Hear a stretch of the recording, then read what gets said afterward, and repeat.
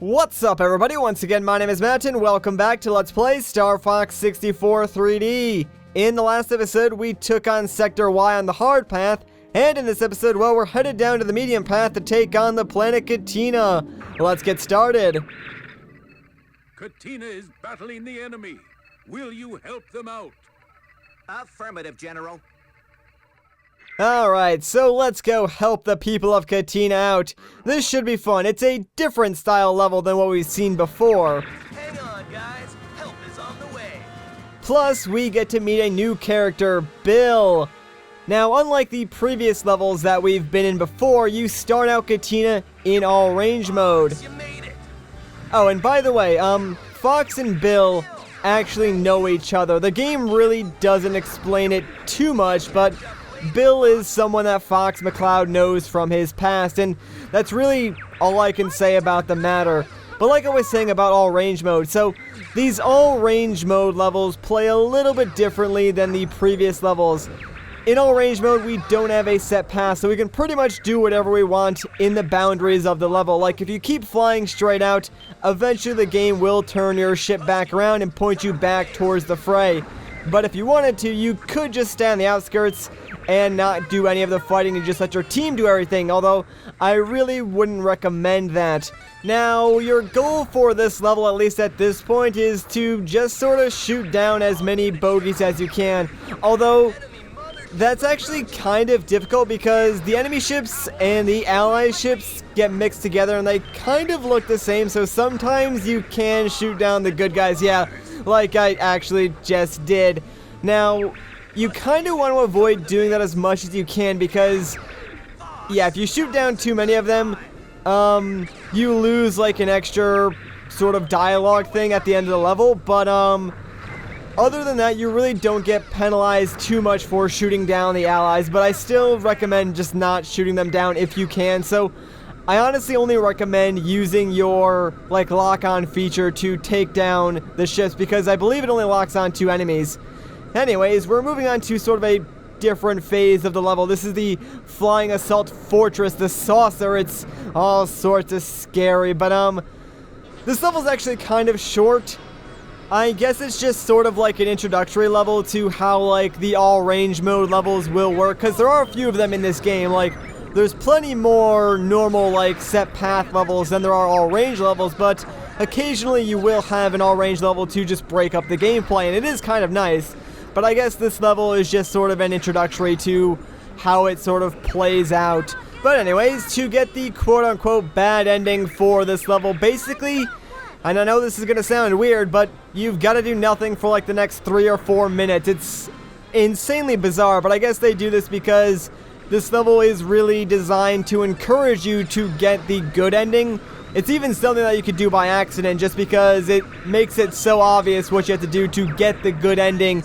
The level does actually encourage that, so you really do have to try to get the bad ending on this particular level. But yeah, that mothership that appeared, don't even worry about that. Just ignore it. Go about your business. Shoot down some other ships if you want to. But right now, really, all we have to do is just waste time. And since we've got nothing better to talk about, let's talk about some of the game's trivia. So obviously, this game was released originally on the Nintendo 64, like way back in the day.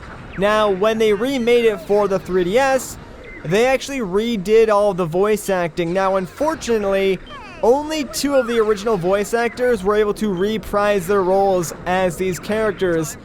So only Fox and Slippy have their original voice actors, although their voices still are just a little bit different. But I mean, it has been, like, I don't know, 20 plus years, so I guess that's to be expected.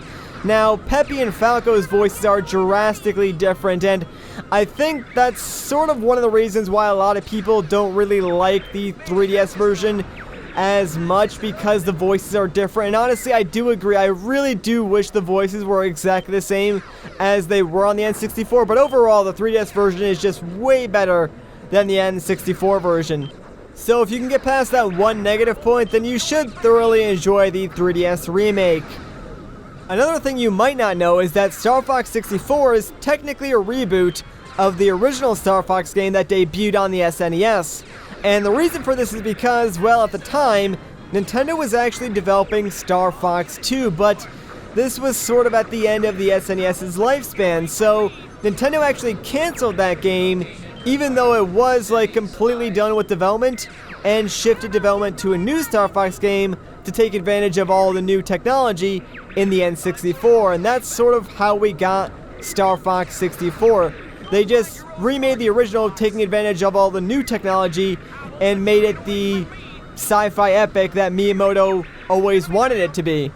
So if you think about it, Star Fox 64 3D is technically a remake of a remake, which is pretty funny when you think about it, but honestly, I think it was a really smart idea of Nintendo to remake the original Star Fox on the N64 because it turned out to be such a great game, and honestly, it's the game that most people think of when you say Star Fox, although, to be completely honest, there really aren't too many good Star Fox games that people can really remember besides this one. Like, there's Star Fox 64, the SNES Star Foxes, and that's really about it. Like, there's Star Fox Assault on the GameCube, and that one was alright, but it still isn't as good as Star Fox 64 in my opinion.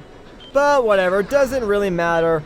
I think that's enough trivia for now, so before I get carried away, we have about 30 seconds before the end of this level will occur, and Bill pretty much wants us to take out the core. Now, that's actually what you need to do to get the good ending for this level, so I'm going to ignore you, Bill. I know that's what you want us to do, and I know we're friends and all that, but I want to make sure I show off the bad ending first, then I'll come back to this level, and it'll be like it never happened, and then I'll take out the core for you, and we'll get the good ending.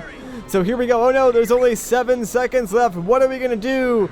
I'm just gonna keep flying around in circles. That's what I'm gonna do. Like, you can score a lot of points this way, although it doesn't really matter considering we're just gonna go back and redo it. And oh no, we failed to take out the core. What's gonna happen? This mothership looks really cool, by the way. I don't know, I just always like the design of it and how it's like glowing green and stuff. Get out of here now. Oh no, we better leave. Bill sounds really weird too. Like, I don't know what it is about Bill, but his like voice acting is just like really weird. It's like, hey man, get out of here now. It's really weird. And uh-oh, it looks like the mothership is charging up. I wonder what it's gonna do. It's gonna actually just fire a giant laser beam and destroy the entire base. Yeah, it's pretty harsh, man. Pretty harsh indeed. But that is the sad, bad ending to this level. You can even tell in the music, like, it's kind of depressing, honestly, but we did what had to be done. At least our party didn't take too much damage either, so that's a good thing, I guess. Fox is a little upset, unfortunately. Don't get so down, Fox. Peppy's the oldest member of the Star Fox team, so it makes sense that, you know, he's sort of the wisest one and sort of counsels Fox whenever he's sort of feeling down, I guess. Anyways, that was the bad ending to Katina. Not the most exciting level, but I promise the good ending is much more fulfilling. So, what do you say we just jump directly back into it and get the good ending? Also, another note real quick, if you do get the good ending on levels that feature another character, they will show up in future levels, so keep that in mind. Anyways, I'll see you guys in a second. Alright, so we're back. Basically, all I want to do right now is just wait for the core to appear. Oh, and would you look at that? Yeah, so whenever Bill says that line, basically that means the core will appear. And the core is that weird, like, glowy green pillar thing. So all I gotta do is make a few passes at this thing and just shoot at it. It should go down pretty easily. Actually, we might be able to get it on this pass. Oh, no, I guess not. Alright, let's take one more pass at it. Probably because we don't have the hyper lasers. We only have, like, the twin lasers, so that's why, you know, we're not doing too much damage. But there we go, we got it. Sweet! So long, giant mothership thing. Dang, that explosion looks really cool. Alright. And that, my friends, is the good ending. A lot better. And as you can see, like, Bill joins us at the end too, which is kind of cool with, like, all of his fleet of ships. It's just a much cooler ending. And now, since we helped Bill out, Bill will actually help us out in a future level. Take care. And honestly, I kind of wish there was, like, a deeper backstory to Fox and Bill's like relationship and how they met and stuff like that. It would be kind of cool to know. Like, maybe there's something online that just like I haven't read yet, but the game really doesn't go too in depth about that. But I guess it just sort of adds to the mystery of things, which is kind of good too, I guess.